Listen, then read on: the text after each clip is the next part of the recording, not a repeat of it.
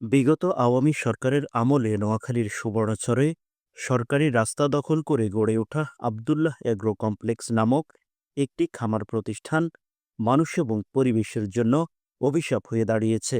শুধুমাত্র ব্যক্তিস্বার্থে গড়ে তোলা খামারটি বহুমুখী ক্ষয়ক্ষতির প্রধান নিয়ামক হিসেবে কাজ করে হুমকির মুখে ফেলে দিয়েছে খামারের আশপাশ এলাকার হাজারো জনবসতির স্বাভাবিক জীবনযাত্রা। সুবর্ণচরের চর আমানুল্লাহ ইউনিয়নের কাটাবনিয়া গ্রামের ২ নং ওয়ার্ডে বিগত দিনে স্থানীয় কিছু লোকের যোগসাজশে কোনো আইনকানুনের তোয়াক্কা না করে গড়ে ওঠা আবদুল্লাহ এগ্রো কমপ্লেক্সের বিরুদ্ধে অভিযোগের শেষ নেই। কালভেট দিয়ে শত শত একর চাষাবাদের জমিনের পানি এখান দিয়ে যাইতো, কিন্তু এরা এ দেওয়াল করি সম্পূর্ণ পানি আবদ্ধ করে রাখছে।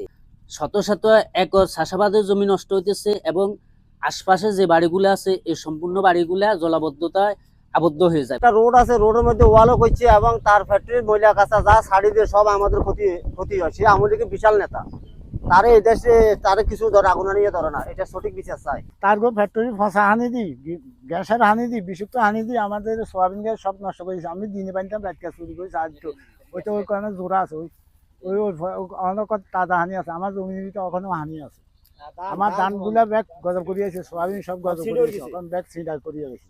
দিন হইলে আর স্বামী এনে থাকে আড়া হরা দে, রাত হইলে তারা চুরি করি এই হানিটা চাহ দি সকাল আয় চাহ দেন এক রান হানি সোয়াবিন বিতে ধানি বিতে কিরে তোরা এনে হানি কিনলে চাহ দিছ আঙ্গর ওয়াল আড়া করছে। আর হে টিয়া হয়েছে আছে নি আই গরিব মানুষ, আমি আইনগত ব্যবস্থা নিতাম। আর এক কানি সোয়াবিন এক কানি ধান সব ছিগ হয়ে গেছে, সোয়াবিন আর ধান সব হচি গেছে। ওয়াল দি মরক মরি গেছে, মরা মরক মরা মাছ আর বাড়ি ওয়ালের লগে বস্তা ওয়ালের অর্ধেক ঠুস করে হালা পাশে গন্ধে বুঝছেননি বাজি বাই ঘরে থাকতাম হারি না। আমরা গরিব মানুষ, আমার কথা তো কোনো কিছু হইতো না, আমরা ডরে হাঁড়িতে জুত করিতে কি করুম। বিভিন্ন ভাবে আমাদেরকে হয়রানি করতেছে, বিভিন্ন ভাবে আমাদেরকে হুমকি দামকি দিতেছে, বিভিন্ন ভাবে সার্বক্ষণিক হয়রানির ভিতরে রাখছে। এটা স্থানীয় ওই সময় তৎকালীন আমলে আওয়ামী লীগের নেতাদের সহযোগিতায় এখনো তারা সহকারে এই ব্যবসাটা পরিচালনা করে। এই যে আবদুল্লাহ এগ্রোর কারণে আমার পিছনে যে ওয়ালটা দেখতে পাচ্ছেন, ওয়ালের উত্তর পাশে একটা রাস্তার সংযোগ ছিল।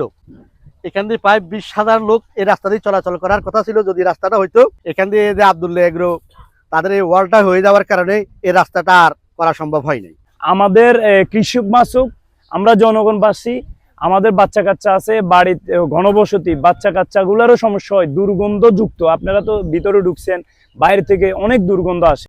সম্প্রতি জাকের হোসেন নামক এক কৃষকের পুকুরে উক্ত খামারের বর্জ্য পদার্থ ও বিষাক্ত ময়লা পানি ছেড়ে দিলে প্রায় 2 লক্ষাধিক টাকার মাছ মরে যাওয়ার অভিযোগ ওঠে।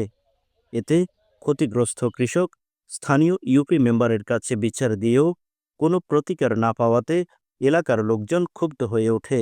পুরা মাছ মরে গেছে। আমি তৎক্ষণিক সকালবেলায় আমাদের ওয়ার্ড মেম্বাররা আনছি, সাবেক মেম্বার বর্তমান মেম্বার 3 জন মেম্বাররা আনছি, আনি দেখাইছি। দেখানোর পর ওনারা আমারে বলছে যে ঠিক আছে আমরা এটা বসে সমাধান দেবো। কিন্তু হেরা একবার বলে যে যার থেকে পুকুর বিক্রি করছে হেরা ফেলাইছে, আবার বলে ফ্যাক্টরিটাই ফেলাইছে। এভাবে তালবাহানা করে 3 দিন আমরা ঘুরেছি। 3 দিন ঘুরানোর পর লাস্টে আমরা যখন আসি ফ্যাক্টরি আসি, আমরা তালা দিছি, তখন যা হেরা সময় মেম্বার বসে বসার পর আমার আয় থেকে 3 লক্ষ টাকা ইনভেস্ট, মেম্বারের কারোর থেকে কিছু না মতামত না জানি, আমারও কিছু না জিজ্ঞেস করি, সে আমার টাকা 15,000 হাতে। আমি ওই তার এই বিচার মানি নাই, এই 15,000 সিদ্ধান্ত মানি নাই। এলাকাবাসীর দাবি অনুযায়ী পুকুরের মাছ মারা ছাড়াও আবদুল্লাহ এগ্রো কমপ্লেক্সের বিষাক্ত পানি ছাড়ার মাধ্যমে কৃষকের জমির ফসল নষ্ট করা, সরকারি বক্স কালভার্ট বন্ধ করে কৃত্রিম জলাবদ্ধতা সৃষ্টি, সরকারি রাস্তার উপর সীমানা প্রাচীর নির্মাণ, খামারের নিজস্ব বিষাক্ত নোংরা পানি বিশেষ ব্যবস্থায় নির্মিত সুয়ারেজ লাইনের মাধ্যমে আশপাশ এলাকায় ছড়িয়ে দেয়া, টয়লেটের ময়লা পানিসহ ভিতরের পানি যাতায়াতের রাস্তার উপর ছেড়ে দেয়া ছাড়াও আরও নানাবিধ অভিযোগ রয়েছে। এছাড়াও খামারের অসহনীয় দুর্গন্ধে ফাঁসের রাস্তা দিয়ে যাতায়াতকারী পথচারী, শিক্ষার্থী এবং আশপাশের লোকজন অতিষ্ঠ হয়ে উঠেছে। এ ব্যাপারে আবদুল্লাহ এগ্রো কমপ্লেক্সের মালিকের সাথে যোগাযোগ করলে তিনি নিজের প্রাইভেট খামার হিসেবে অন্যদের ক্ষতির বিষয়গুলোর জন্য দায় এড়িয়ে থাকেন। আপনার এই যে রানিং যে মেম্বার আছে না, আমার দ্বারা উপকৃত হচ্ছে। আমি এখানে একটা ডিপ টিউবওয়েল বসাই দিচ্ছি একটা এতিমখানার মধ্যে, সবাই সিরিয়াল ধরে পানি দিচ্ছে। কারো ফলে পারি নাই। এই রমজানে আমি এখানে 250 লোকের ইফতার করাইছি। আমার যদি এখানে বিন্দু মাত্র অপরাধ বোধ থাকতো, বিন্দু মাত্র, আমি যদি অপরাধ পাইতাম, আমি এটাতে কোনো অবস্থায় আমি নিজেকে নিজে ক্ষমা করতে পারতাম না। আমি তৃতীয় পক্ষ শেষ করতে যাইয়ে পারাইছি। তাদের সাথে আমার কোনো শত্রুতা আছে বা কোনো ইচ্ছে কিন্তু আমি বাড়িটা পালাইছি, ব্যাপারটা কিন্তু তাও না।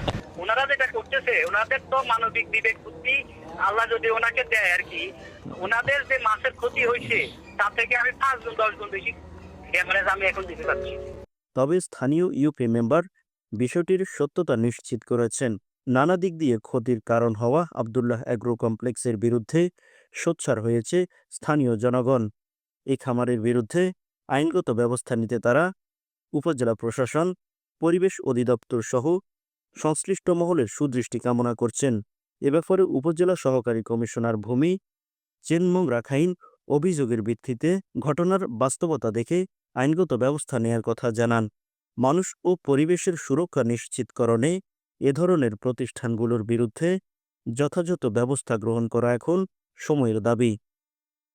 MK TV desk report.